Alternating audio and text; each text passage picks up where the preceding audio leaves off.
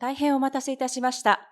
ただいまよりデジタル変革を成功に導く5つの能力、5つの筋力、日本語版出版記念セミナーを始めさせていただきます。それではまずはじめに主催者を代表いたしまして、株式会社 NTT データ経営研究所代表取締役社長山口茂樹より皆様にご挨拶を申し上げます。山口社長、それではよろしくお願いいたします。私はNTT データ経営研究所の社長をしております山口と申します。よろしくお願いします。少しですね、私どもの会社の紹介をさせていただきます。私ども NTT データ経営研究所は、この社会性の高いテーマの取り組みとか、政策立案や戦略立案にとどまらず、実践的なコンサルティングをやっている会社でございます。で、コンサルティングの事業概要としましては、このコンソーシアム型、またはフィールドコンサル、またはフォーサイトから実践していく伴走型コンサルというのをやっているところでございます。で、領域としましては、ここに書いてますように、環境エネルギーでありますとか、地域マネジメント、ヘルスケアなんかをやっておりますし、また一般民間企業のお客様には企業経営の部分とか、デジタル変革のサポートをさせていただいております。で、私ども、こういう中で、海外のいろんな知見を皆様に紹介させていただきたいということを積極的に取り組んでおりまして、今回、この5つの能力、5つの筋力ということで、シーゲル先生にご講演いただきます。今後、こういう引き続きですね、こういう出版にも注力していきたいと思っております。それで少し、私ども NTT データ経営研究所が、このシーゲル先生の本をどうして訳そうと思ったかというお話をさせていただければと思います。私ども NTT データ経営研究所は、お客様のデジタル変革をどう成功させるかということについてはいろんな知見を持ち、いろんな実績を積んでまいりました。ただ、やはりその経営戦略の視点というのはどちらかといえばデジタル戦略の視点が中心だったんですけれども、このシーゲル先生の本は、経営者に直接インタビューされて、経営者が今後必要な能力はどういうものだろうかということで、本を書かれていまして、それはデジタルだけじゃなく、フィジカルの能力、これを両方組み合わせることが大変必要だというお話をされています。これは私どもはデジタル変革の点からはそうだと思ってたんですが、経営全般から見た視野にやはり欠けてて、こういう経営戦略として何が必要だという観点で書かれている本だということで、翻訳させていただこうという具合に思いました。また、往々にしてこういう経営戦略の本というのは、いろんなメディアに出た情報を中心に書かれているんですね。経営学の先生いろいろと書かれてますけども、直接経営者にインタビューして、その事例に基づいて書かれている本はそんなにないというこの2点が私どもこの本をですね、翻訳出版させていただこうと思ったところでございます。で、ここにちょっと写真が出ておりますけども、私その本を読んでですね、ぜひともこれを出版させていただきたいと思って、昨年の8月に直接シーゲル先生を訪問し、実際その話をさせていただいて、で、了解いただいて翻訳を進めたところでございます。で、シーゲル先生大変優しくてですね、私もこういった時に、こういう議論にも付き合っていただきましたし、またスタンフォード大学の、キャンパスツアーをしていただきまして、大変このスタンフォード大学というのも、いい大学であって、すごくいい環境だというのも教えていただいたところでございます。ということで、今日はですね、こういう私どもは日本の経営者の方、日本の読者の方にですね、こういうデジタル変革だけでなく、経営戦略から見たデジタル変革、または海外の実際の事例がどういうものだということをお伝えしたいという思いで出版させていただきました。で、まさにこの書いていただいたシーゲル先生に直接お話しいただけるということでございますので、皆さん積極的に聞いていただき、また質問もしていただければと思います。それではシーゲル先生よろしくお願いします。山口社長、ありがとうございました。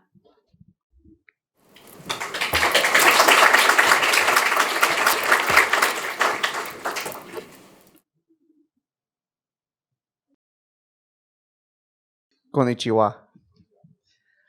I will do my best to speak slowly. If I go too quickly, just wave your hands. I want to start by thanking the entire NTT data team, Oji-san, Shikawa-san, and everybody at NTT Data who has made this possible. I want to thank my friend Toru-san for 31 years. I'm not sure how you got that picture, but just know that I have some of you as well. My hope today is to spend some time talking about the companies that we've studied from all over the world that blend the best of digital and physical. There's a lot of discussion in the world about digitization and how digitization is changing every type of company. But I want us to take a slightly different perspective today. I want us to make sure that we embrace the digital, but not forget the power of physical. So if all goes well, real quickly, Toru-san gave a great explanation of me. I'm the short, bald guy up here on stage, investor, operator, did my undergraduate work in the Bay Area in California at the University of California at Berkeley, and my graduate work at Stanford. I own a tie. I don't know where it is, and that's why I'm not wearing it today. It's somewhere in my closet. And once upon a time, as you saw from the picture, I used to have hair. This doesn't have anything to do with brains and brawn, but I like to put it up. As we go through today, I want us to start by let's think about two companies. Let's think about Airbus and Uber. And if I were to ask you which company is digital and which company is physical, our instinct is to say that Airbus is physical. Airbus makes big airplanes. And Uber is digital because we interact with it through our phones, through an application. We call it a platform. And yet, right now, Airbus planes, when they fly from one location to another location, will generate 1 terabyte of data in each flight. And Uber, right now, is taking tens of thousands of people like us, made of atoms and not bits, in cars made of atoms and not bits, from one physical location to another physical location. And when we think about it, both of these companies really do blend digital and physical. Now, the question we might think is, what are the relative advantages of each of these companies? If we think about Airbus, they're very good at systems engineering. They're very good at quality assurance, and they're great at manufacturing. They struggle trying to get data off of the airplanes. They struggle with a very complex supply chain. And if we think about Uber, they're wonderful at data, and they're wonderful at logistics. They're really bad at government relations. They're really bad at managing relationships with their drivers. And when they tried to do autonomous systems, an engineer there took a few features out of the software, and it actually killed somebody. This is not good. So if we think about digital and physical companies, sometimes where they come from, we'll talk a little bit about their relative strengths. What's different this time? My guess is everybody in this room has a smartphone. And in your phone, you have more computing power than we used to send human beings to the moon and bring them home alive 53 years ago. And we expect always to be connected. The last time any of you got on an airplane and the Wi-Fi was not working, you were very angry. In fact, if I ask you, how many of you sleep with your phone next to your bed? Most hands go up. How many of you have children? How many of you have children who sleep with their phones? How many of you know that trying to get your phone away from your child is like World War III? We expect to always have our phones with us. And in fact, some of you sleep with your phones next to your bed, but you're kind of afraid to admit it in front of everybody else. And this is impacting not just traditional companies and digital companies, but there is not an industry, healthcare, insurance, mobility, education. Everyone's being impacted by this blending of digital and physical.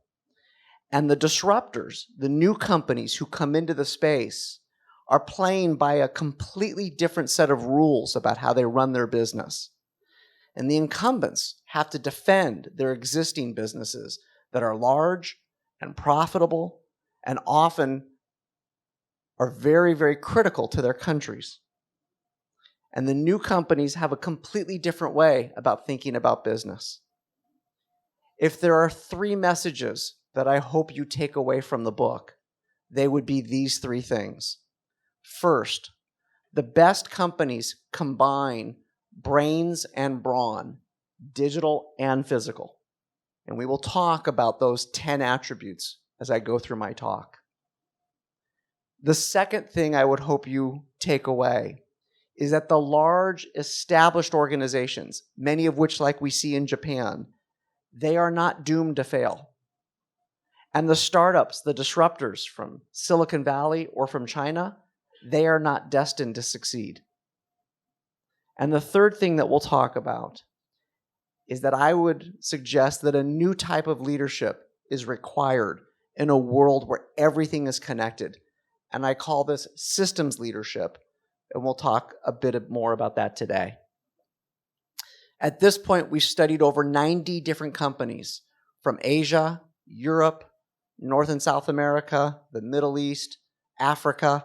In fact, there isn't a part of the world that we have not been able to look at this, and we find that these opportunities exist all over our planet. Today, I'll introduce the Brains and Brawn framework, and I will introduce 5 digital attributes that are very important for the next 10 to 20 years.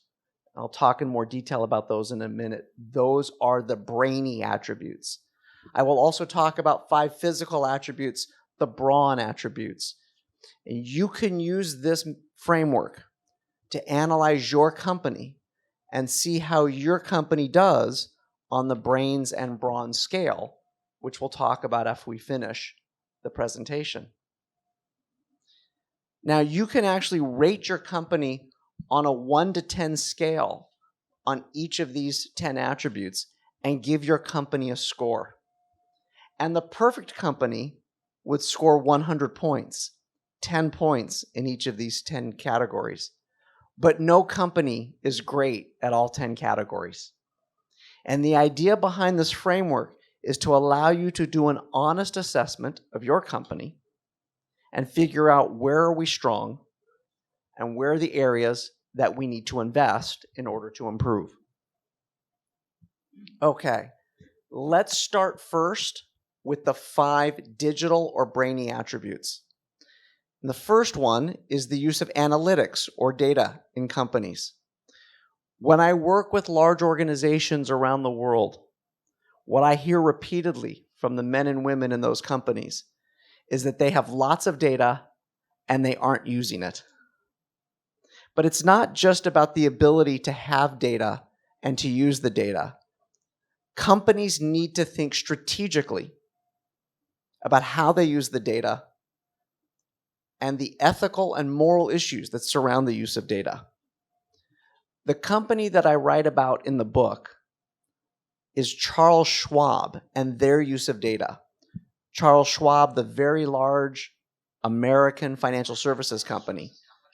There are $8 trillion in assets being deposited at Schwab. And how they think about data is not what can they use data to serve their customers with, but they ask themselves, what would our customers want us to do with this data? So they not only offer a full range of financial services, but an example that I learned from Walt Bettinger, who's the CEO of Charles Schwab, is the following. If a person is on the Schwab website and they go up and they choose life events, divorce, at that moment in time, Schwab might have information about something that's happening in their customer's life that even the partner in a marriage might not know. And the question that Schwab asks himself is not what can they do with that data, but what should they do with that data. And they talk about making all of their decisions through customers' eyes. Every decision on how to use data is started by the question of what would our customers want us to do with this information. They hire unbelievably talented data scientists and data engineers. But the leadership about how they think about applying the data is just as important as to what they can do with the data. Let me compare that to the American company Meta or Facebook. In my country, maybe all over the world, very few people trust Meta to do the right things with their data. Schwab takes the other perspective, which is how do we make sure we build trust longer term with our clients to ensure that they stay with us over time.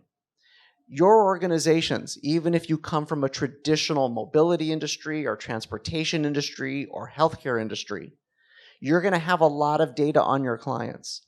You will use it to serve them better, but it's also an advantage and opportunity for you to actually build trust with them for the longer term.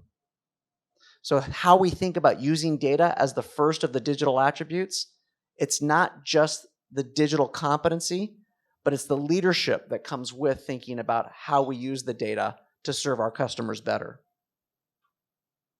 The second of the digital attributes, the other part, the first one, the digital attributes, is the left side of the brain. That's why I call it brains. That's how we think about analytics. The right side of the brain is how we use creativity. And everybody needs to think about how they use creativity to serve their customers better. We found that the best companies that we studied combined both business model innovation in addition to technological innovation. Now, there's a company that we studied called Align Technology, which was actually spun out of the Stanford Graduate School of Business. They create the clear plastic aligners for straightening our teeth. Many of you might have yourselves or your children or your friends had braces on your teeth when you were a teenager. I see a few people nodding. No one likes braces. Braces are painful and they hurt. This company figured out a way that they could take a digital picture of your mouth, come up with a plan to align each of your teeth specifically and cleanly in ways that brackets and wires from braces cannot do, and give you a customized smile that's considered attractive in Japan, which is actually different than an attractive smile in Brazil, which is actually different than an attractive smile in India. And it's not just the digital side of this. They send the files to their engineers in Puerto Rico who come up with that plan. And then they send those files to their factories in Mexico. And they send out 500,000 customized clear plastic aligners for straightening your teeth.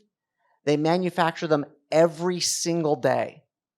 And they send those clear plastic aligners out all over the world. They are the world's largest users of 3D printers, more than Adidas. And when you think about that, that combination of digital, where they take a picture of your mouth, and the physical, the manufacturing of these clear plastic aligners, that's only part of their business. In most parts of the world, orthodontists straighten our teeth, and dentists clean our teeth. Align Technology figured out that they could have, for very simple teeth straightening, dentists could prescribe this.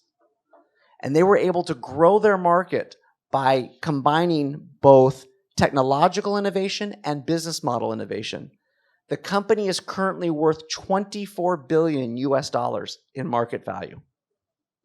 Completely changed the entire way that the teeth straightening industry is explored by being creative with how they make new technologies and creative with new business models. Now, the third of the brainy or digital attributes is sometimes called the amygdala, or this is the part of our brain that we use for empathy in dealing with our employees and with our customers. And the company we studied in the book is called Kaiser Permanente, which is a healthcare company in the United States worth about $90 billion. And the way they try to think about how they develop empathy, the former CEO, the picture that was shown, Bernard Tyson, used to talk, he would spend 1 day a month just watching how his doctors and nurses worked. He would spend 1 day a month not in meetings, just trying to understand how people worked so that he could figure out how to make his employees' lives better. My question for all of you is, do you watch the men and women who work for you? And do you understand what is easy for them and what is hard for them on a daily basis? Do you align incentives for the right behavior, not for what you used to need to do, but for what you want them to do in the future? One of the things that Kaiser Permanente did is they gave bonuses to their people and measured by healthy life years of the people that they served, their patients and their members. They figured out they could make the most money if they kept their patients alive and healthy as long as possible, which is everything you want in a healthcare provider. And they use a lot of digital technologies to make it easier to serve customers, not just to save money, but to serve them better and keep them alive and healthy as long as possible. Kaiser Permanente is one of the most advanced technological service organizations in healthcare in the United States in thinking about how to use tools, smartphones, tools for wellness, digital tools for wellness, things like wearables, like the Oura Ring that I'm wearing right now, to make sure they get better information for their customers to keep them alive and healthy as long as possible.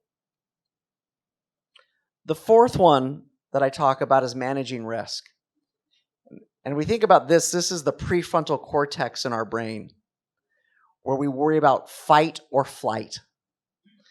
The company we studied here was AB InBev, the large Brazilian and now Dutch beer company that many of us know so well. They were trying to figure out, how do they get more aggressive on innovation? The company was built through a series of global acquisitions worth billions of dollars. And they realized they needed to change how they were running their business. And so the CEO of the business took one of his star employees, a gentleman named Pedro Earp, and made him the Chief Disruptive Growth Officer. And the reason this was so important is he took one of his star leaders and said, you need to figure out how to change our organization. You need to figure out how to use venture capital, how to make an accelerator successful so we can do new businesses inside of our company. And Earp looked at Brito, who was the CEO, and said, how do I make any difference? Our company has $70 billion in sales. Even if I'm successful, if I get to $1 billion in revenue in 3 years, how does that have an impact? How will I know if I'm successful? And the CEO looked at him and said, you'll know you're successful when you infect the entire organization in a new way of thinking, when your job is no longer necessary. Now, if you think about that from Pedro's point of view, that's a pretty radical way of thinking about your business and towards risk. Success was defined by his CEO if he didn't need a job or have a job anymore. How many of you in your roles or in the people who work for you would take a job knowing that success meant you don't have a job anymore? You have to make change personal and risk-taking personal. And in a culture like we see here in Japan, large successful organizations, consensus-driven, where taking risks sometimes is not the natural thing to do. We have to do the exact opposite in a world that's changing as quickly as ours is. The last thing I'll talk about on the brainy side is balancing ownership and partnership. Now, no company can do everything themselves in a changing world. And it's very important to have key partners that can help you learn and can help fill out other things that are necessary for what your customers might want to do. The company we studied in the United States is called Instacart. They do grocery delivery inside of the United States. They became hugely successful during the pandemic. They actually have 4 different parties that they need to cooperate with. The men and women who shop on their phones for the groceries, the people who go into the stores to buy the groceries, the grocery stores themselves, and the brands, the products, because of all the data that they are able to collect from the various purchases that are made all over the country and now all over Canada as well. They've got to figure out what should they own, who should they hire, and how do they find that balance with ownership and partnership. And what they realize, they have many different constituencies that they need to manage, and they have to see that complexity and that interaction that happens in a world where everything is connected and figure out what they're going to do and where they're going to partner. And I call that the inner ear, which is that balancing of ownership and partnership. In many companies, we get very comfortable when we vertically orient everything ourselves. But in a new world where new technologies are developing at incredible pace, we can't do it all ourselves. So those are the 5 digital attributes. We then in the book start talking about some of the physical attributes. I'm only going to stress a couple of them here just because of time. If you go through the book, we'll talk about logistics, which is a very important part of many companies and is a source of competitive advantage, in particular when you combine a digital front end for your customers with a good logistical back end. Manufacturing, historically one of Japan's strengths, is going to continue to be important, and we'll see a lot of new technologies on a go-forward basis, additive manufacturing, 3D printing, which is going to change how everything is made going forward. What you'll find is that will not be a move to manufacture things just in places where there's low-cost labor. You're going to have to be far more strategic about what you manufacture and where you manufacture. What I do want to talk about, the 2 things that I think are very important on the physical side, most importantly, organizing ecosystems. Inside of your companies, you have a lot that goes on. But in a world where everything is connected and data is flowing between different parts of your ecosystem, how you drive that ecosystem becomes critical to success.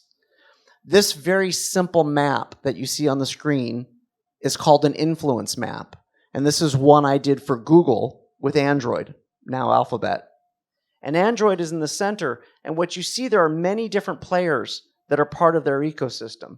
Carriers, handset makers, advertisers, governments, customers.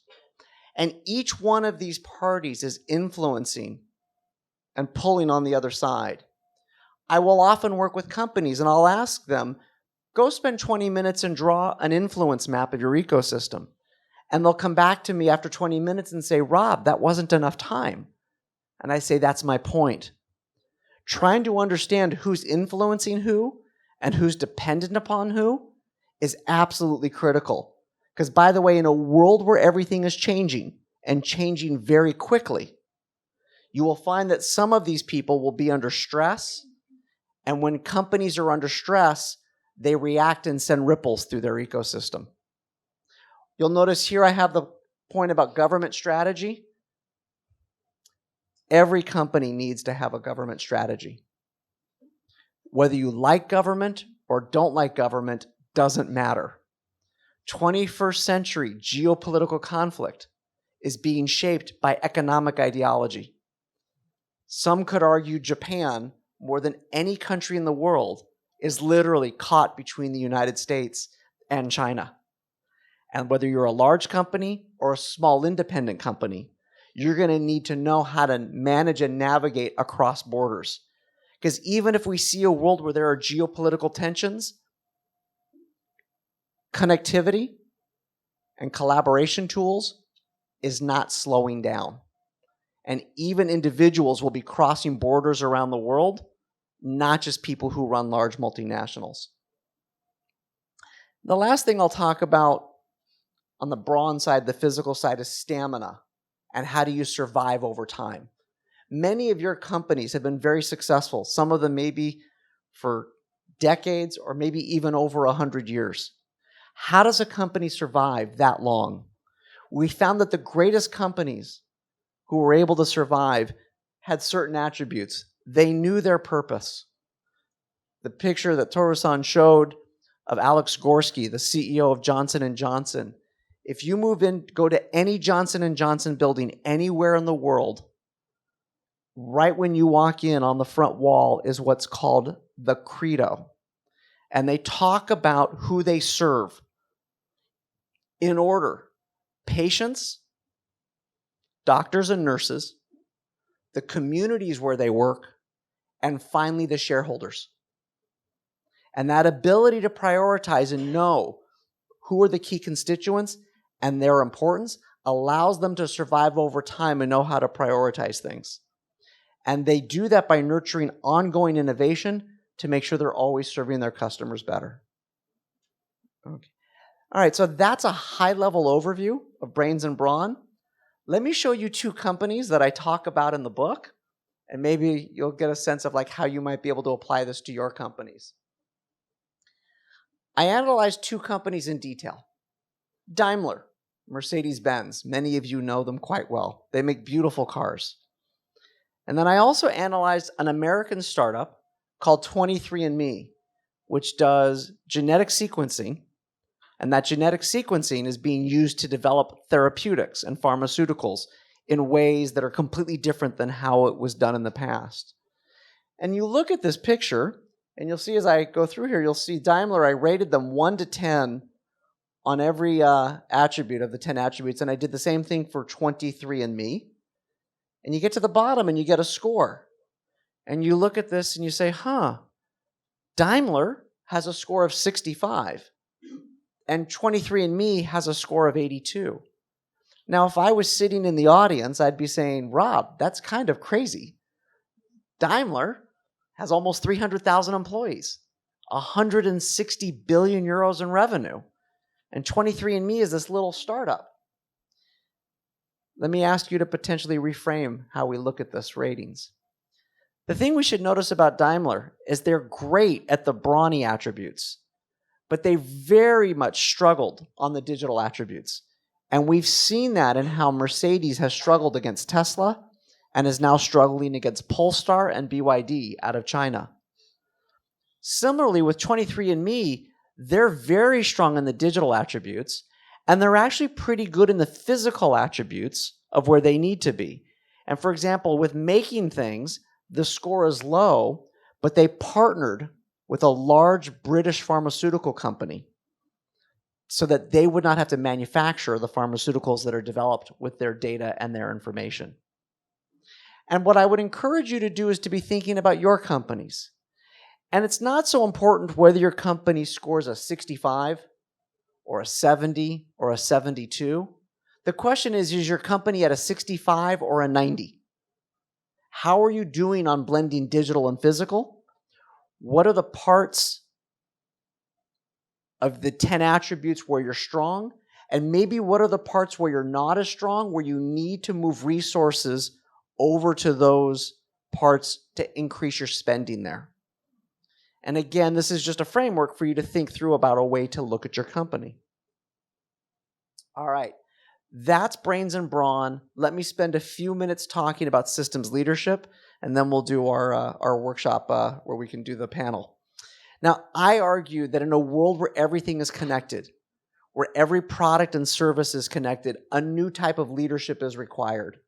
In the old days, we used to have people who were good at operations on this side and people who were good at innovation on the other side, and we tried to keep them apart.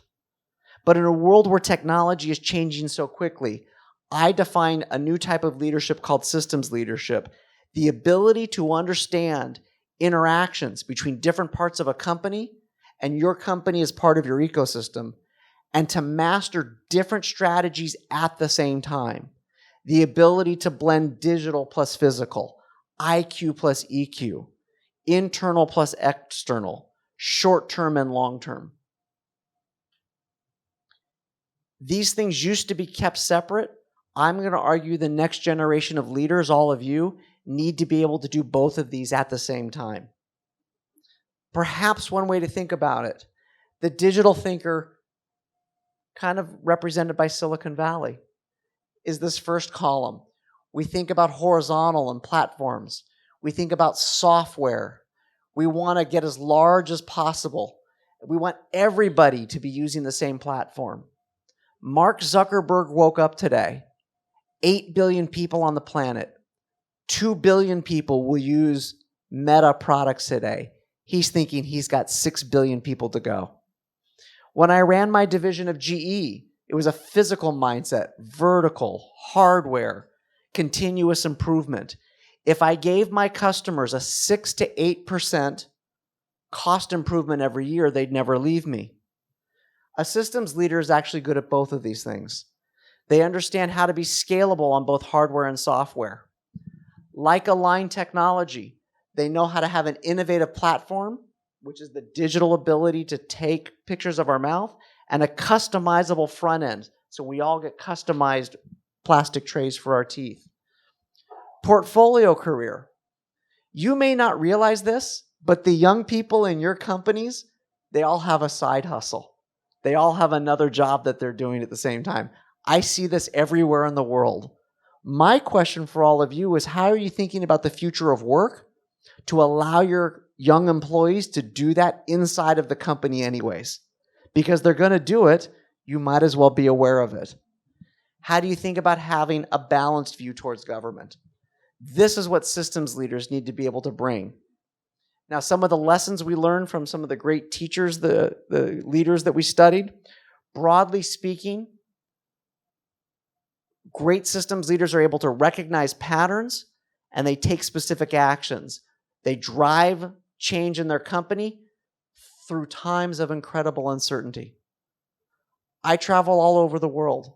Right now, what we are all seeing and feeling is very unsettling. Geopolitically, technologically, we just came out of COVID. This is my 50th trip to Japan. I haven't been here in 17 years.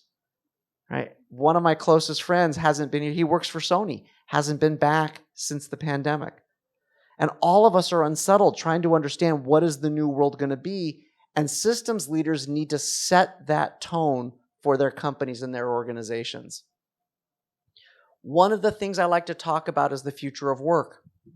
Now, in this left column, we see a lot of technologies that we're familiar with. Artificial intelligence, machine learning, the cloud. These are functions inside of your company: sales, marketing, manufacturing, engineering, operations.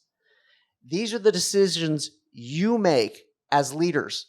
Where will you allocate capital? What will you make? What will you buy? What will you insource? What will you outsource? Look at this line right down here, training plan. If you go back to your company today, you know what jobs are going to go away in the next 5 years because of these technologies. You know what jobs are going to go away in the next 5 years because of automation. My question for all of you, what are you doing to retrain your labor force starting today? There are two types of people in the world: those who have hearts and those who don't. Now, I'm not sure which one you are, but I do know no matter which one you are, you want to do the same thing. If you have a heart, you want to retrain your labor force because people have families and they have roofs they want to put over their head. We care about the people we work with. If you only care about the bottom line, You want to do the same thing. Retrain your labor force. Economists teach us that it's 40% less expensive to retrain somebody than to fire somebody and then hire somebody new. And in certain parts of the world, we know that it's hard to sometimes fire people. The challenge all of you face, you've got to do this, and you cannot wait for our education system to retrain your labor force. And this idea that we go to school until we're 22 years old and then we stop learning, that's over. Look at the speed with which artificial intelligence is impacting all of your companies, how data is impacting all of your companies.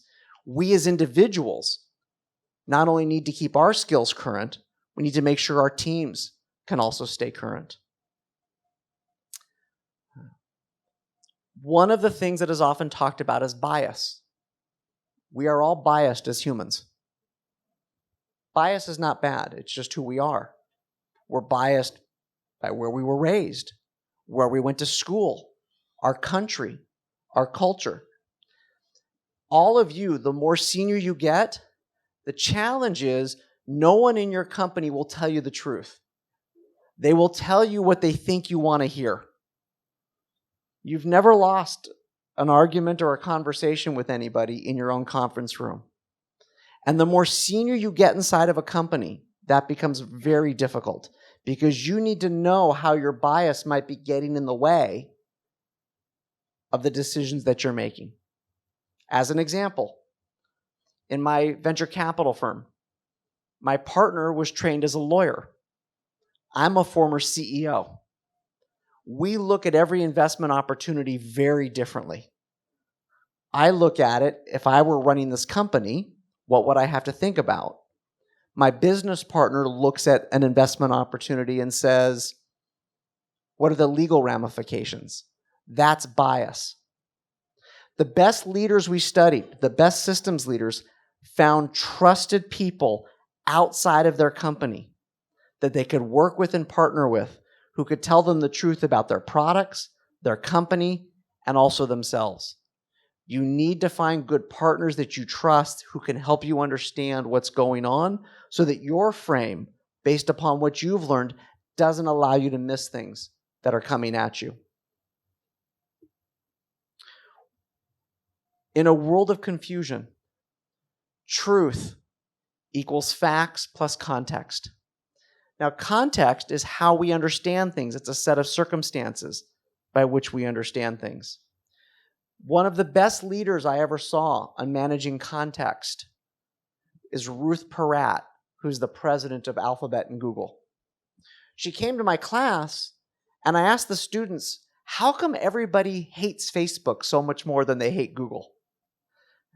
And the students gave me very squishy answers. Ruth came to the front of the room, and she said, our job at Google is to help you find what you want. If you come to us and do a search, and we send you somewhere, if we made it, great. If somebody else made it, great, you'll come back to us. We don't want to hold on to you and keep you on our website or in our app for hours and hours with the hope that you'll never leave. That was managing context. She was able to frame a very negative perception, holding on to a customer and never letting them go, with the notion of comparing that to Google of how to be helpful. She was managing context for my students right in that moment of being a good storyteller. Great systems leaders know how to tell stories in times of confusion. And right now we are dealing with some very, very confusing and challenging times. If you did not study engineering in university, don't panic. However, in a world where every product and service has a technology component, I'm going to argue there are 4 technologies you need to be conversant in. We call them the 4 A's. Artificial intelligence, additive manufacturing, sometimes called 3D printing, analytics, data, and finally automation. This can be physical robotics or it can be digital RPA. You need to have an opinion on whether or not your company is developing these technologies or applying these technologies. I've been teaching modules in my product management course at Stanford on artificial intelligence and analytics for the last 6 years. No matter what company it is, consumer products, again, aircraft, trains, YouTube, there is not a function inside of your company that's not being impacted by 3 or 4 of these various technologies. Now, you do not have to know how to write code, but you need to go and teach yourself how do these things work and how does it impact your company and your function. The good news is there are amazing universities online where you can take a course that explains this from all over the world. Stanford, Cal, IIT, Tokyo University here. Choose your favorite university. There's amazing information online, but you need to learn these all yourself, and you can't just delegate these to others. A few final points about systems leadership. One of the great leaders we studied, a woman by the name of Katrina Lake, asks her direct reports the following question every year. If you were hiring for your job today, would you hire yourself? If you were hiring for your job today, would you hire yourself? Have you kept your skills current? The good news is there's nothing that stops you. There's nothing that stops you from retraining yourself. But in a world where technology is changing more quickly, you've got to stay current with your own capabilities and competencies as a systems leader. Lastly, in times of great disruption and great stress, we tend to fall back on who we are as individuals. We all have strengths and development needs. You have strengths and development needs, so do I. In my case, my greatest strength happens to be my greatest development need. My passion is my greatest strength. If you were to come to Stanford and you were to come into my classroom, I'm running up and down the aisles.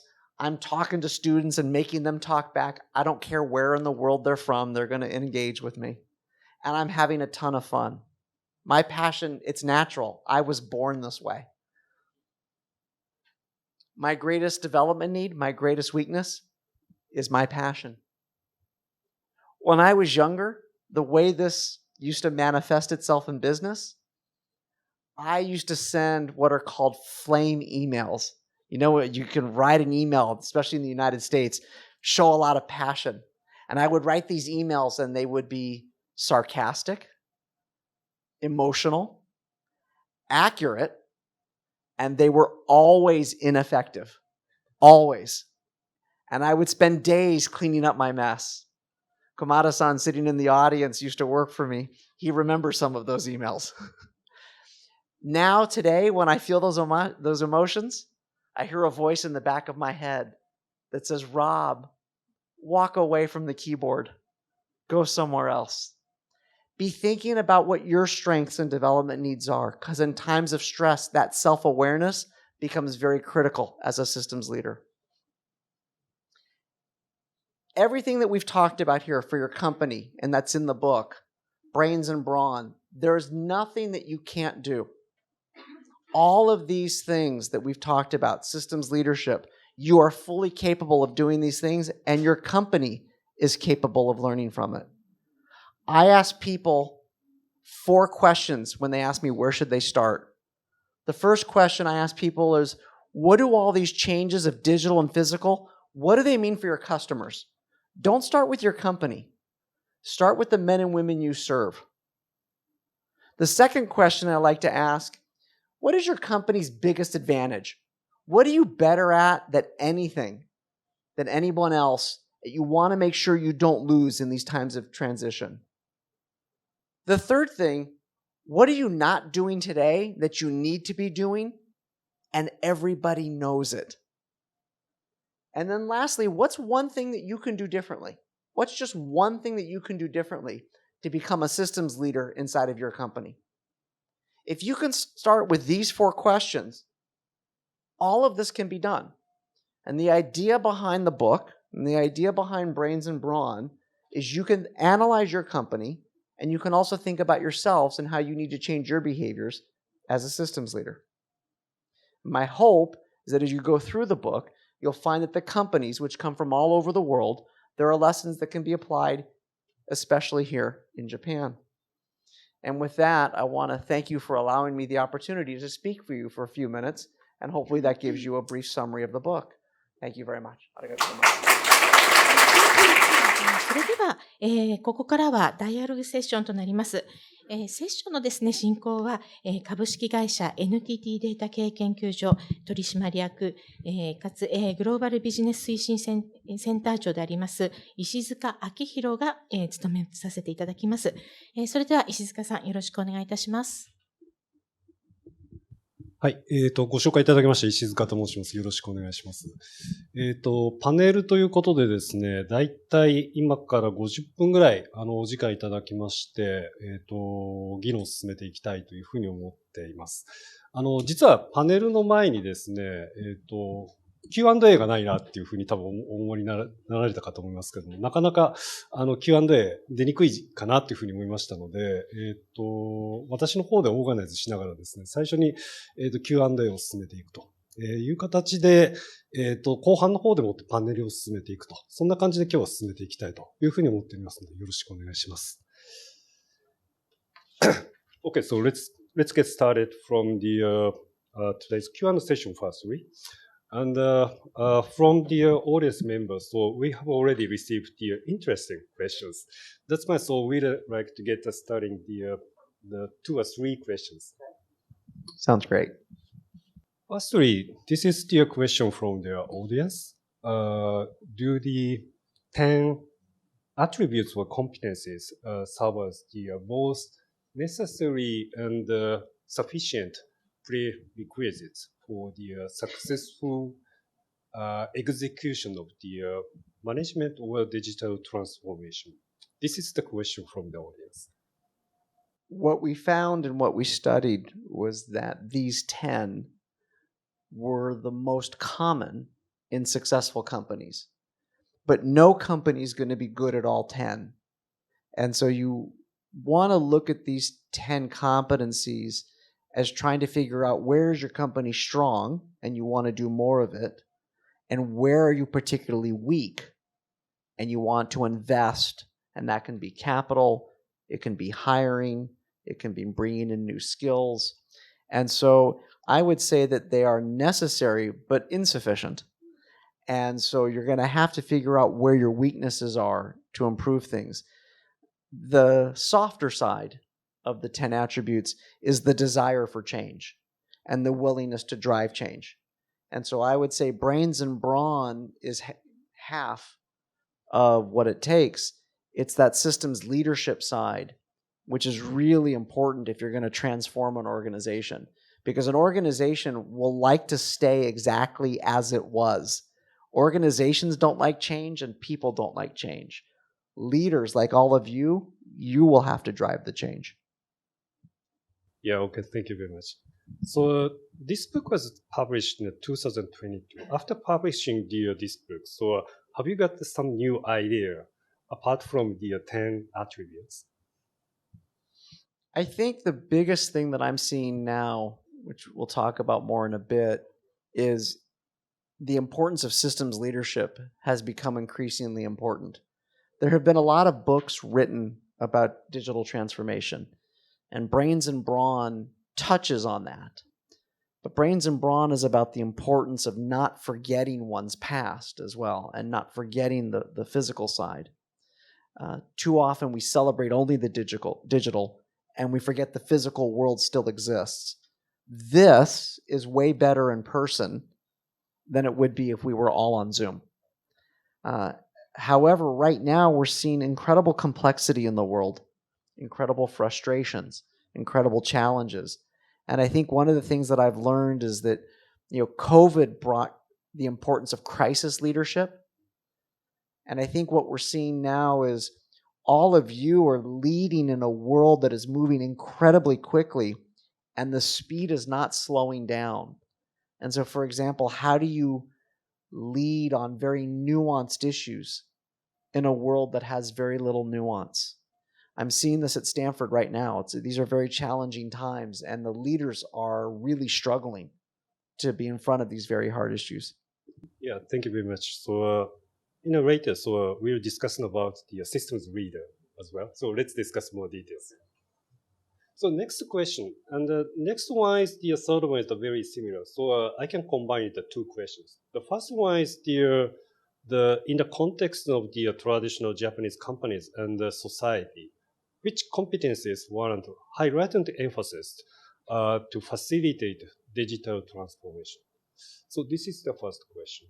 And similar to this one, the next one is concerning the traditional Japanese corporations. What are the most efficacious strategies to bolster the brain part?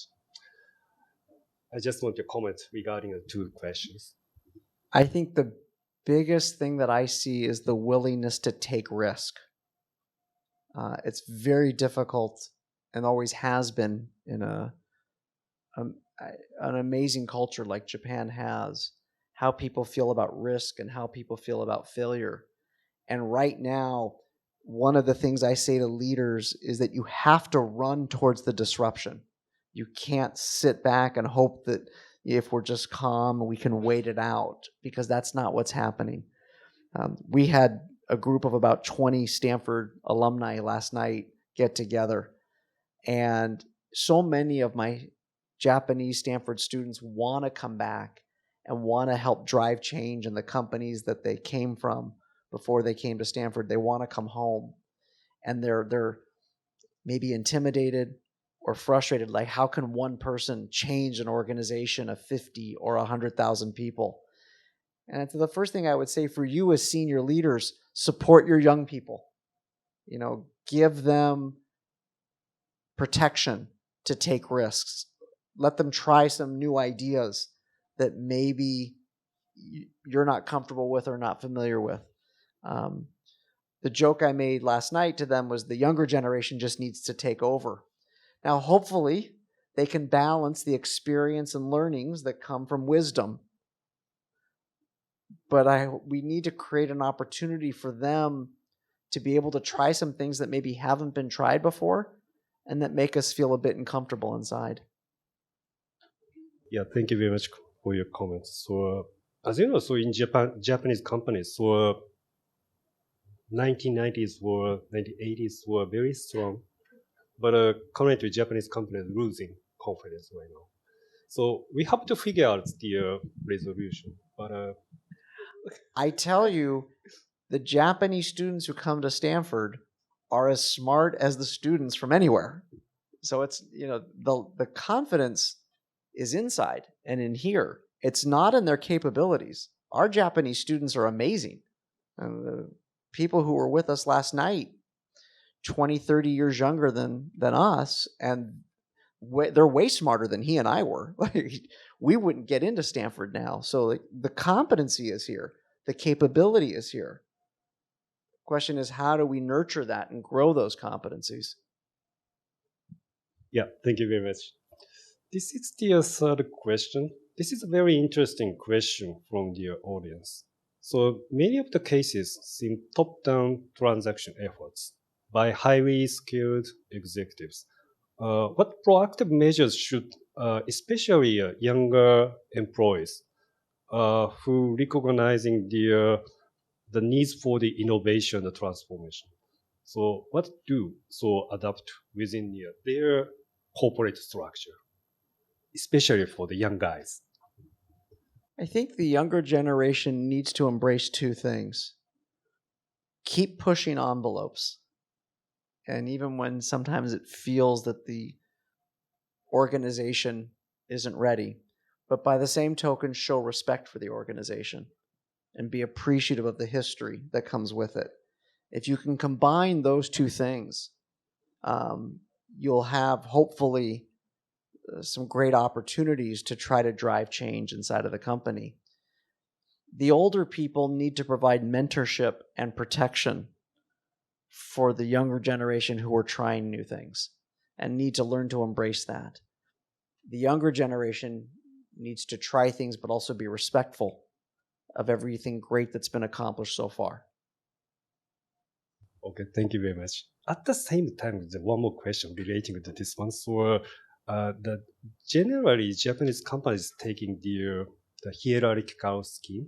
So, for the younger generations, so it's quite difficult to make decisions by themselves because they have to report to 1 step, 2 step, or 3 steps, something like that.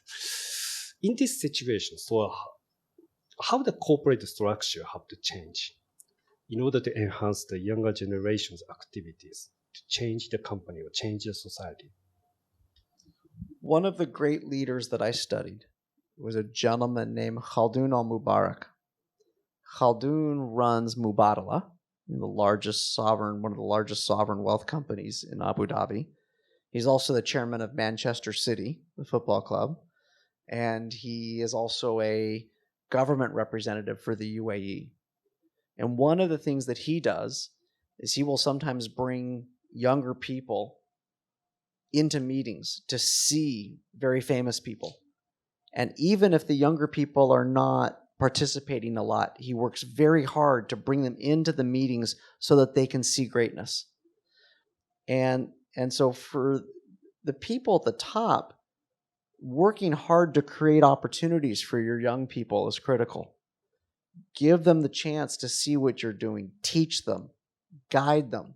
It's like being a coach of a team. You know, you're only successful the more senior you get if your team performs.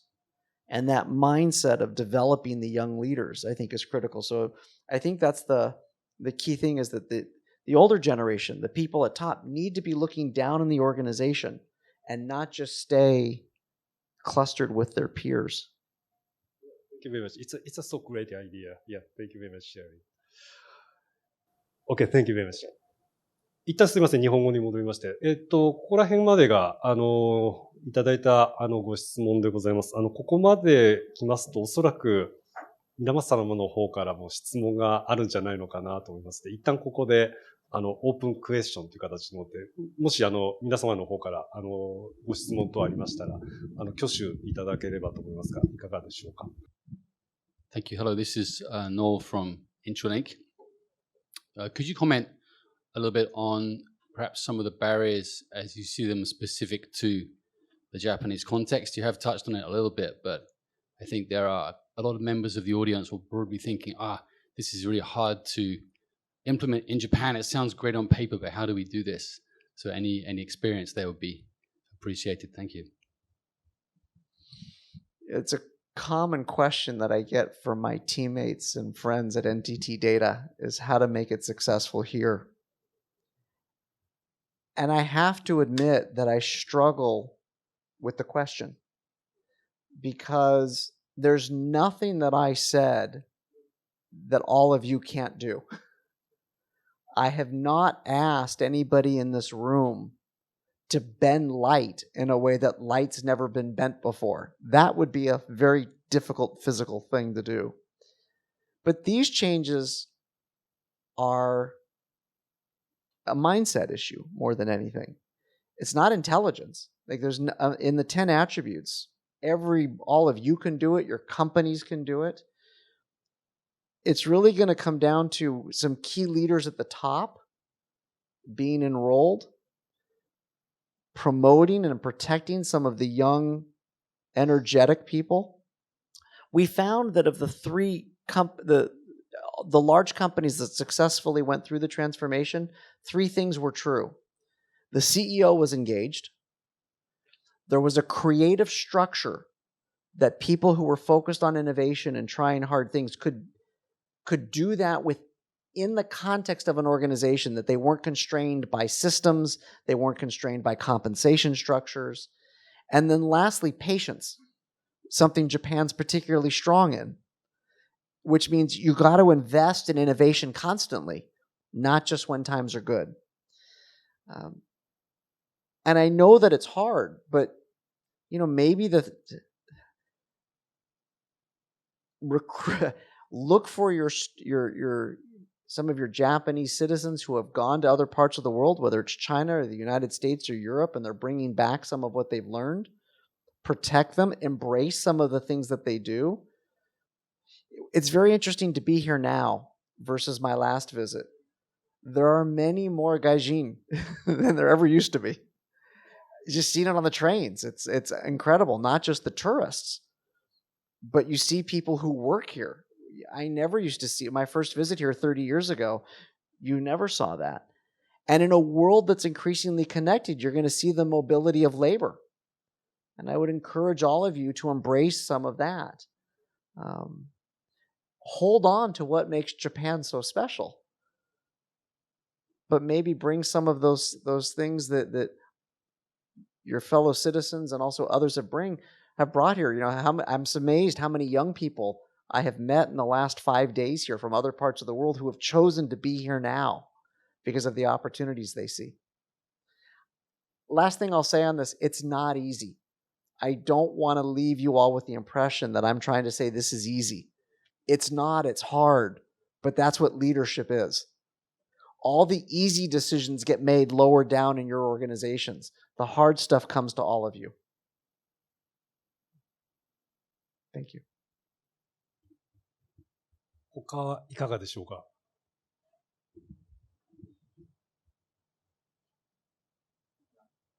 どうぞ。Uh-oh. Yeah, I thought I'd take this opportunity. So, not Japan specific, but I think it's a common phenomenon around the world. You quoted Daimler in the book, but for a large organization, it's sometimes hard to really celebrate innovation. We hear a lot about NIH, not invented here syndromes. You always place priority on internal development, even if the outside efforts are better.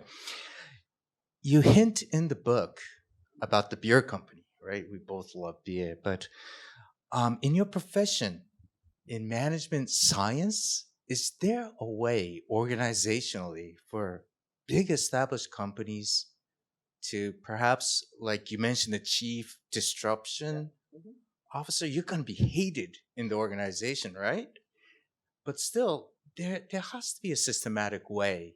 I just wanted to know if you know some examples of kind of proven methods on how this is made possible. Maybe Daimler could adopt.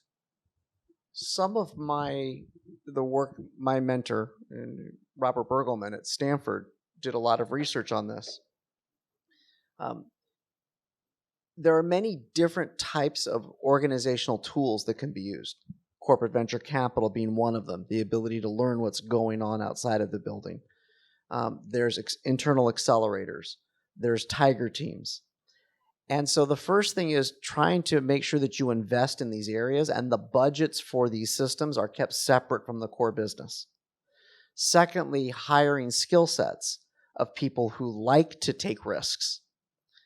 Third, making sure that everybody knows that the enemy is outside of the building, not inside. So you talk about them being hated. The goal has to be that whether you're in the core business or in the innovation group, everybody has to realize that they need each other. When I graduated from Stanford, I went to work for the predecessor of Intel Capital. We were corporate business development. And you saw the picture of me with hair. I had hair and it was long. And we were the group of weirdos inside of the company. But once a quarter, my boss would make me go to work in a business unit, a big established business unit, for 1 week. And my job was to do whatever the CEO of the business unit wanted. And what that helped me do was build a relationship with them. That I would walk in and say, I'm here, I'm free for a week. Give me a project that you need done that you don't have somebody else to do. Once I successfully did that project, I established credibility with the business unit. And they saw somebody who knew how to get work done.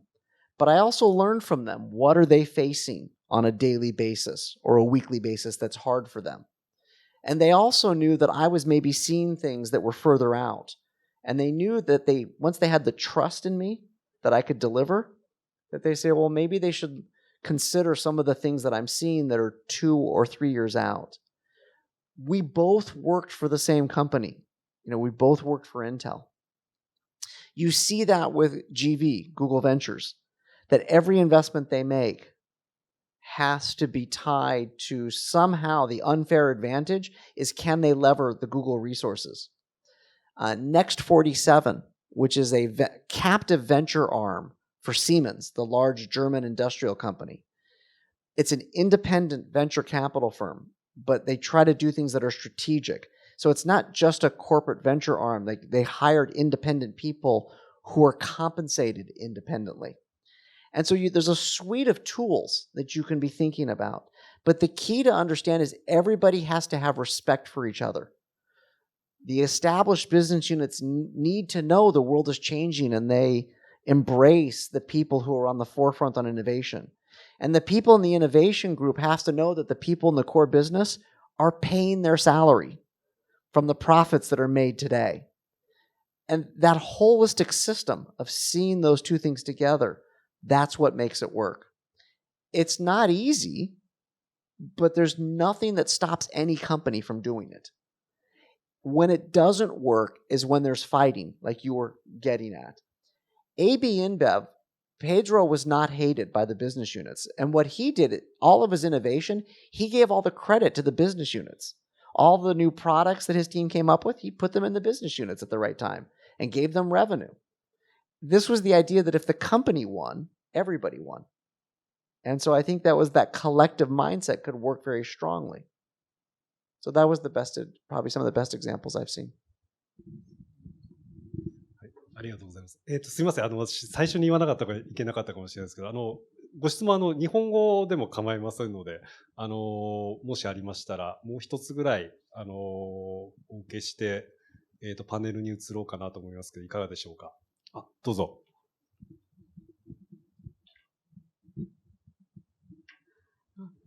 I'm Yamaguchi from Kunie Corporation. Thank you very much for your presentation. I enjoyed very much.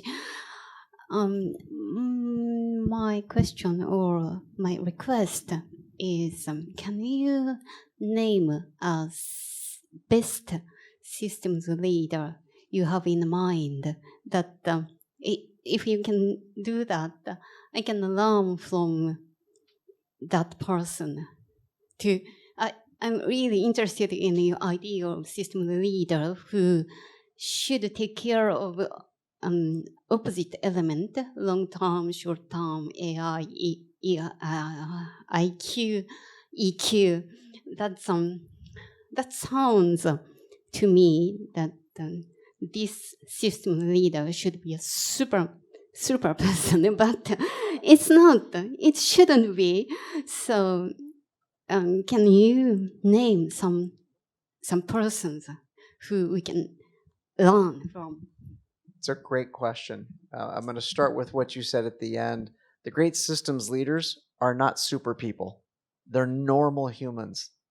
And that's actually one of the things that I learned in the research. In the book, in the last chapter, I profile two of them. One is a woman named Katrina Lake, and the other one is another leader named Julie Sweet. And the interesting thing is I'm now interviewing a lot of different leaders from all over the world. And they all bring some of these capabilities. And so I'm hoping to be able to share more with that over the next year or two.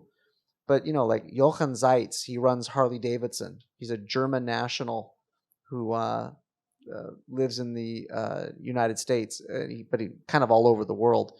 He's an amazing leader. Gentleman named Michael Dowling. He's Irish, and he runs Northwell Health in the United States. Truly incredible. But, even someone like Bill Winters, who's at Standard Chartered, which is the British bank, unbelievably thoughtful about how they blend these capabilities. So in the near term, I'd say look in the last chapter in the book. Over the next year or two, I'll continue to bring out more examples.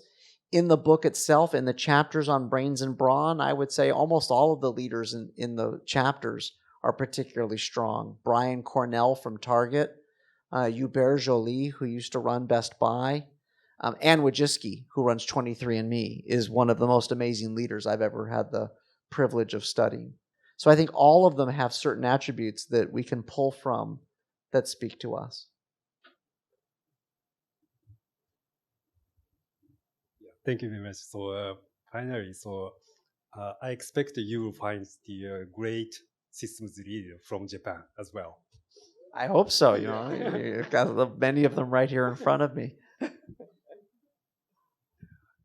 はい。じゃあすいません。パネルの方に移りたいと思います。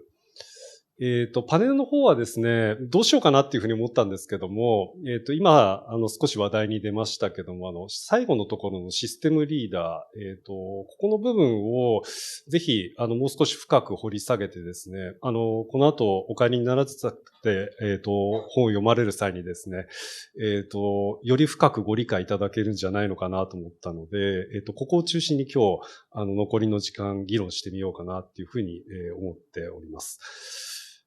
とは言いつつもですね、すいません、ちょっと中に入る前にですね、私がちょっと個人的に聞きたいことがあって、一個だけちょっと彼に質問を用意したのがあるので、ちょっとここから、中に入っていこうかなっていうふうに思ってます。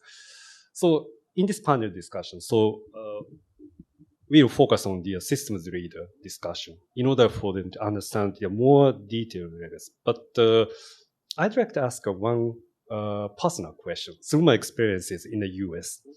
So as you can see in this slide, in August, I visited the east coast of the US.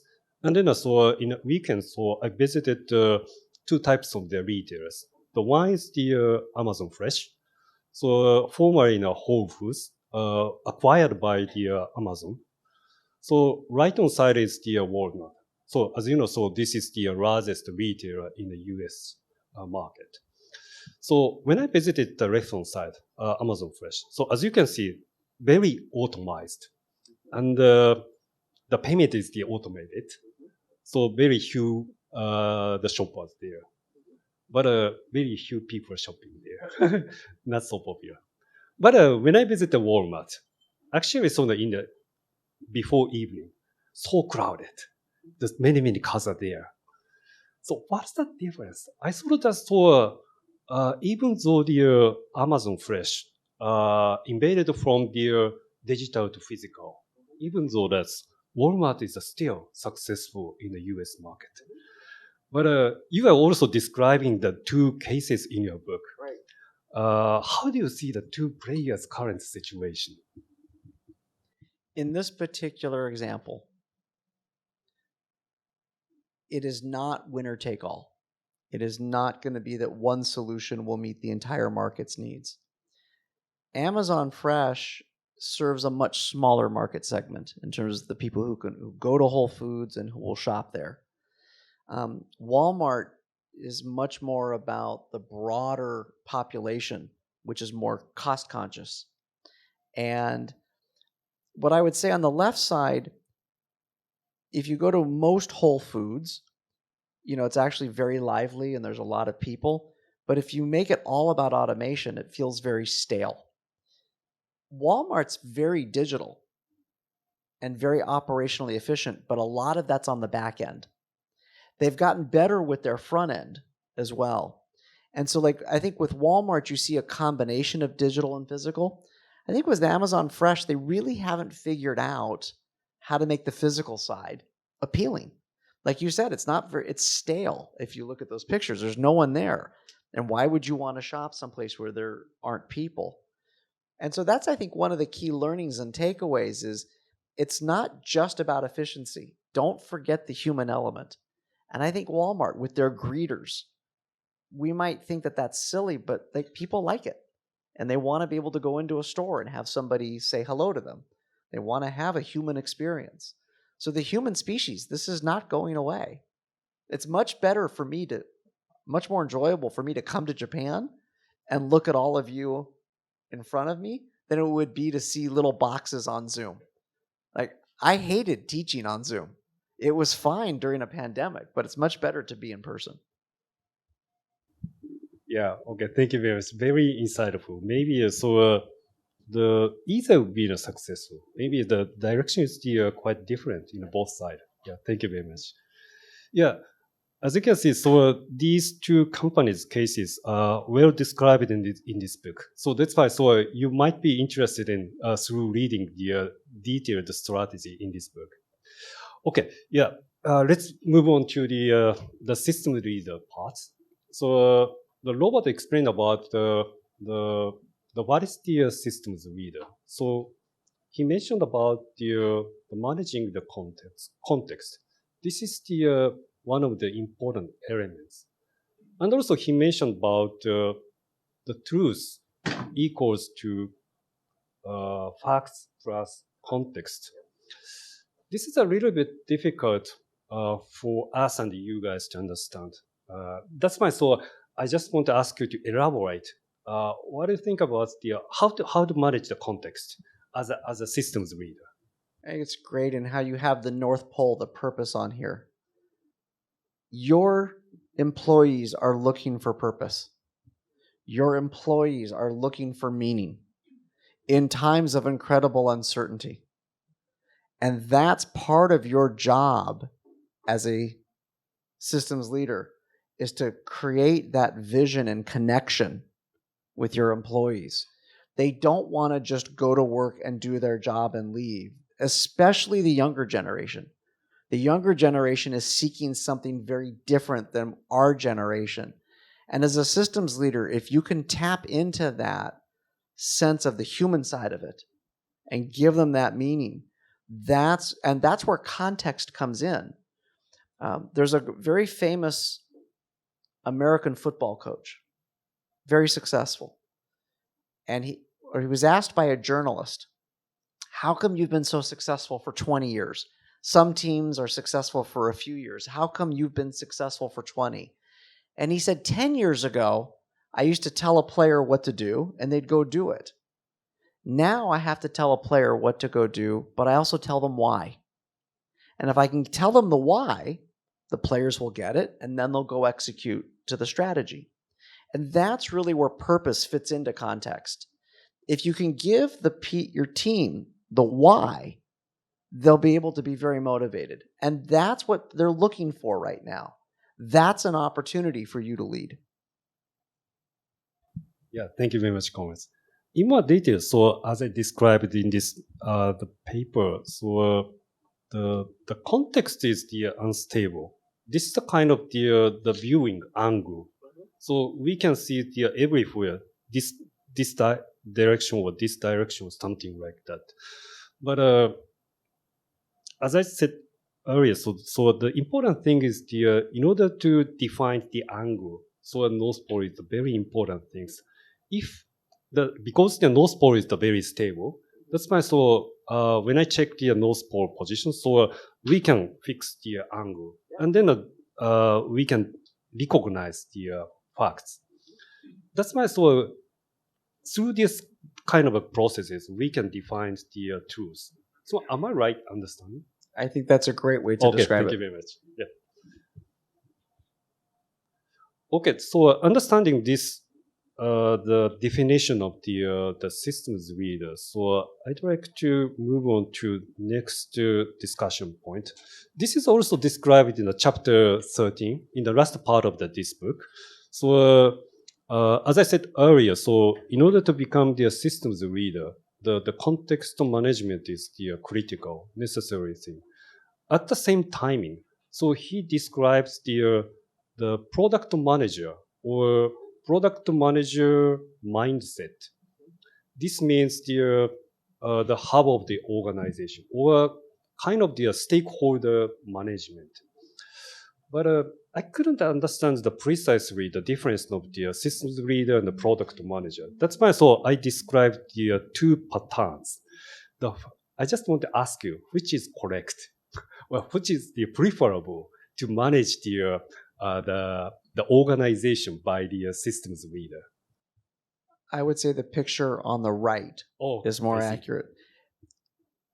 The product, if any of you have ever been a product manager, and I know product managers in Japan are a little different than product managers in other parts of the world, a product manager needs to understand what customer needs. They need to know how a product gets built, and they need to know how to help sales be successful. And the product manager is not in any of those organizations. And a product manager needs to be able to move fluidly between them. And so a systems leader has to have that mindset of knowing how to be fluid between the different parts of the organization to be accepted by those different parts of the organization. It's not that they have to be a product manager, but that mindset of knowing how commerce works in the commercial side, knowing the technical side, being a good communicator, which is the marketing side. All great systems leaders have those product manager mindset. So I think the picture on the right is a great way to describe it.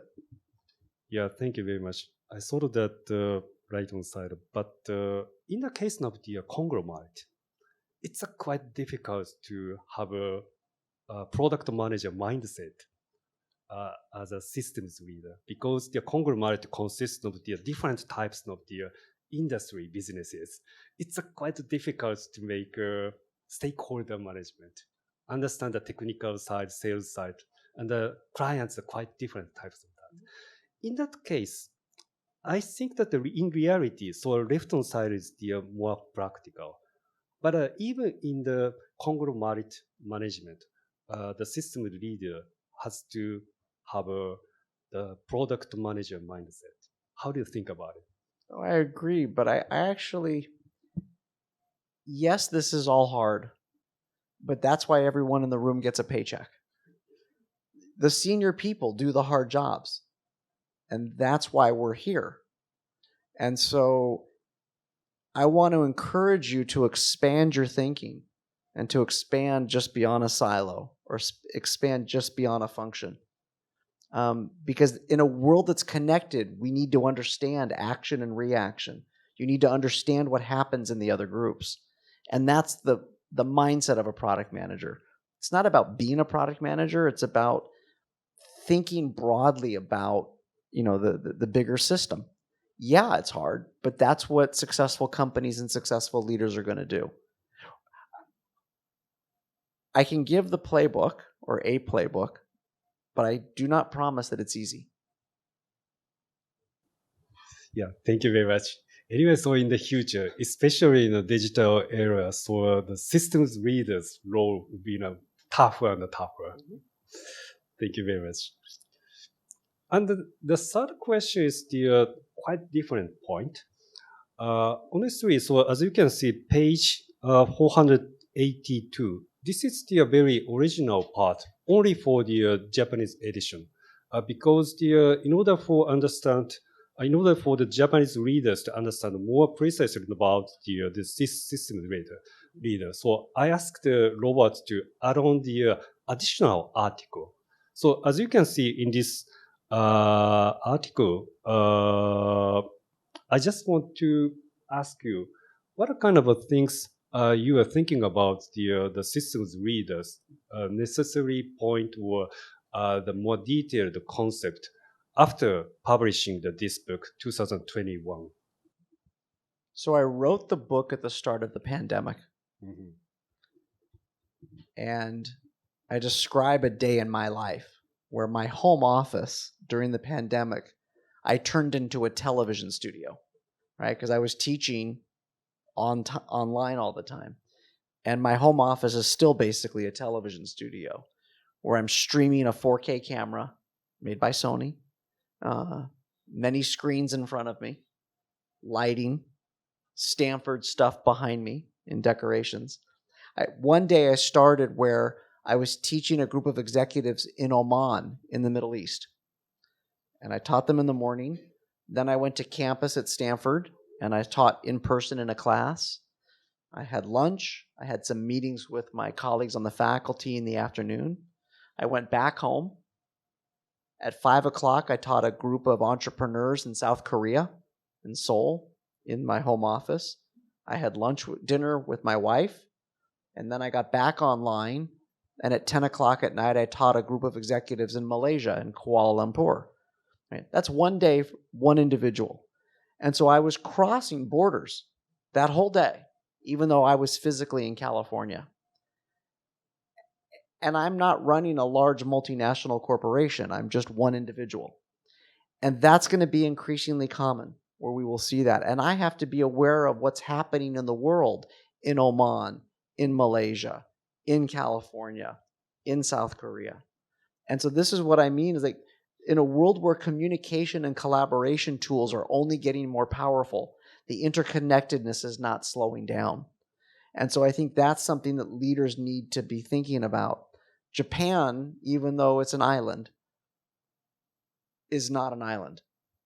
It's on a great big planet that is connected and interconnected. Yeah, thank you very much for sharing. So I totally agree on that. So through the COVID-19, so we are already connected each other globally.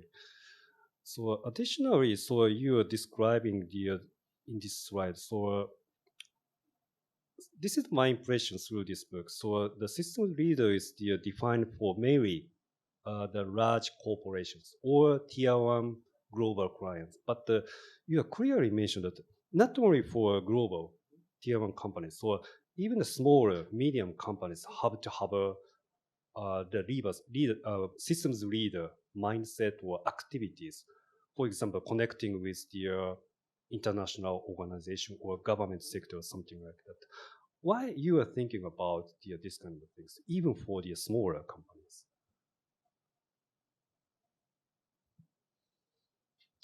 At Stanford, I teach students from all over the world. And I'm very aware of their issues and what's happening in their homes and in their countries. And as an investor, as a venture capitalist, I'm seeing very quickly about how countries get impacted by one area or another. I was talking with one of the senior executives at Petronas, which is the large Malaysian sovereign energy company. And in the United States, where the U.S. government passed what's called the IRA, which is a large government spending program to promote the energy transition to green energy, which caused Europe to pass something similar. And what he was struggling with is capital is not flowing into Malaysia right now, because for oil and gas, nobody wants to invest in that. You can make more money investing in the energy transition. And he can't get access to that technology yet, not from China and not from the United States. So you see this interconnectedness at all times. That impacts the startups that we invest in. And so I see this interconnectedness happening and seeing the system, and it's so critical no matter what industry you're in, whether it's healthcare or energy or mobility or transportation or education. Everything's interconnected, and leaders need to be aware of this. We cannot stay in our silos. We cannot stay just saying, I'm comfortable here.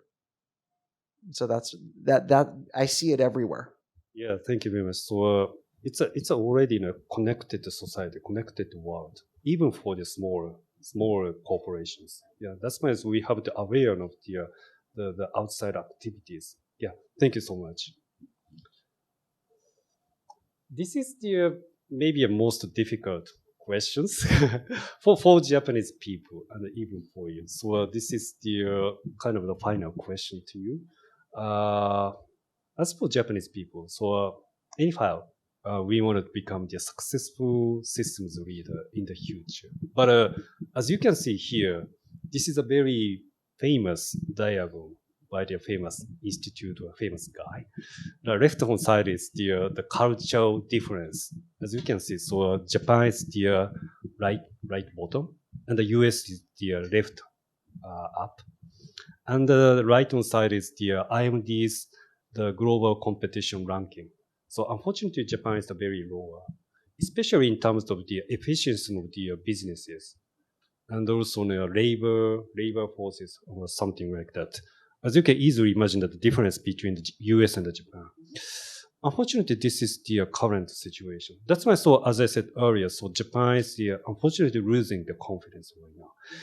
In this situation, so I'd like to get your opinion on the advice, how to convey this situation, and then to become the successful systems leader.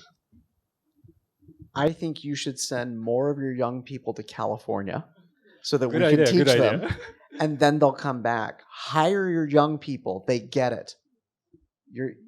Your young people are smart and thoughtful, and they want to try new things, and I want to encourage you to embrace new ways of doing things. There's nothing that we talked about that Japan and Japanese companies can't do. I know it's hard. I'm not going to sit here and say that it's easy. But if it doesn't happen, that's a leadership failure. And I want to encourage you to try new things. Great engineers, great capabilities. This is a great country to come visit. And we've had a lovely time here since we've been here since Thursday. Again, this is my 50th trip here.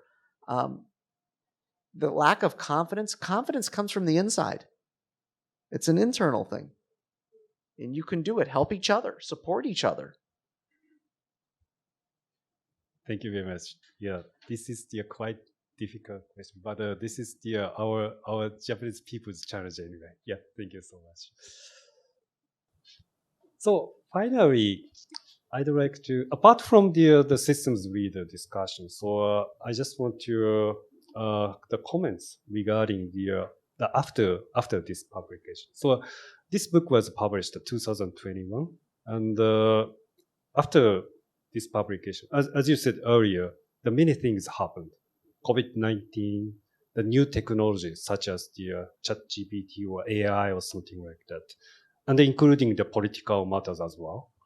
So considering this situation, so what kind of things you are considering for the next steps? I'd say most of my energy right now is on systems leadership. And I think we've got a global lacking of great leaders in both politics and in business right now.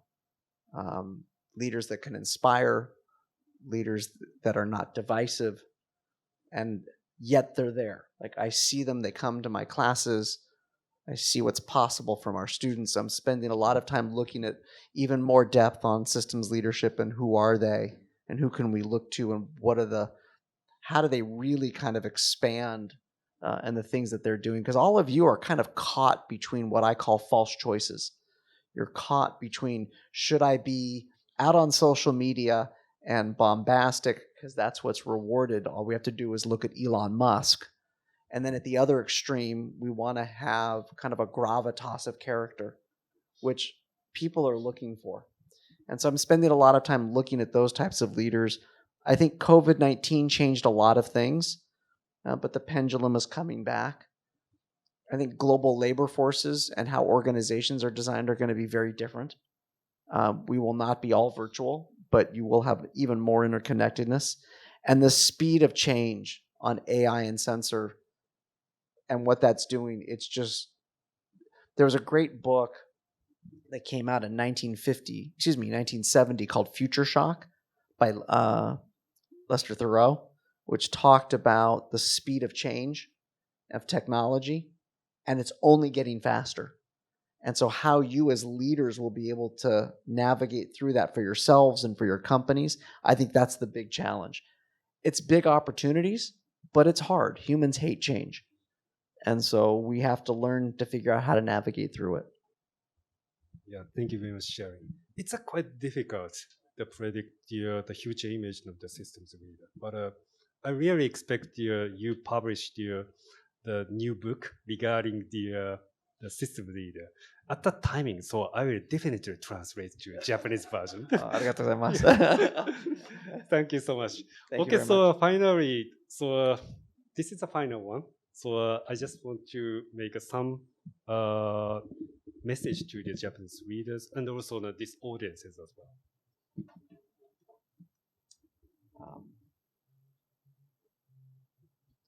Don't be discouraged. Don't be discouraged. I hear it from the conversations we've had over the last year.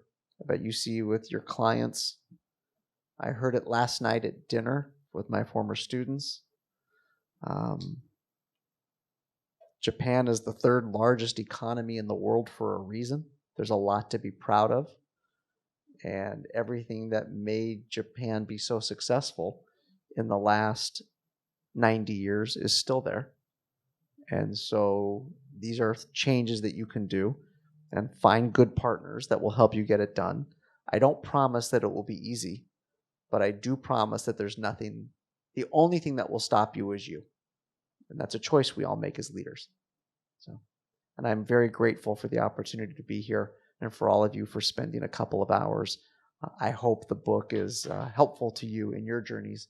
And if I can do anything to support you, I hope you won't hesitate to let me know. And if you come to Stanford, the weather's nice and we are very friendly. So feel free to come to Stanford. Thank you very much. Thank you very much.